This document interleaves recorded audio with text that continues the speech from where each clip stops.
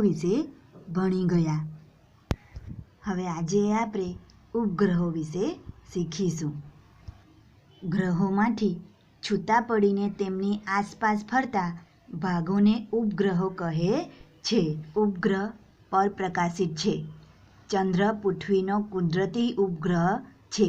પૃથ્વી પરથી અવકાશમાં જે ઉપગ્રહ મોકલવામાં આવે છે તે કૃત્રિમ ઉપગ્રહ કહેવાય છે. આ આકાશગંગા છે. આકાશમાં એક છેડાથી બીજા છેડા સુધી ઝાંખા પ્રકાશવાળો દેખાતો પટ્ટો એટલે આકાશગંગા. આકાશગંગાને તારાવિશ્વ, મંદાકિની કે સ્વરગંગા તરીકે પણ ઓળખવામાં આવે છે. આ નિહારિકા છે. આકાશગંગામાં આવેલા સફેદ અને કાળા વાયુવાદળોને નિહારિકા કહે છે. તે તારાઓનું જન્મ સ્થળ છે. તારાઓ, સૂર્યમંડળ વગેરે નિહારિકાથી બનેલા છે. હવે જોઈશું ઉલ્કા એટલે કે ખરતા તારા વિશે.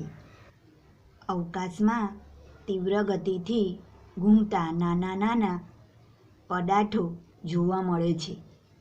આ જે પદાર્થો હોય છે એ ઉલ્કાઓ ધૂળ અને ગેસથી બનેલી હોય છે. ખરતા તારા વાસ્તવમાં તારા નથી, પરંતુ તે તૂટી ગયેલા અવકાશી પદાર્થો છે. પૃથ્વી ઉપર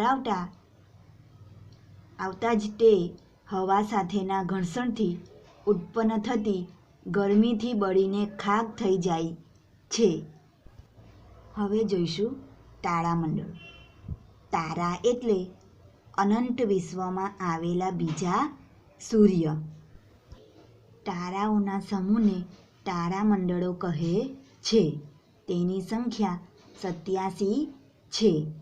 તારા જૂથના આકારો પરથી 27 નક્ષત્ર અને 12 રાશિઓ નક્કી થયેલ છે.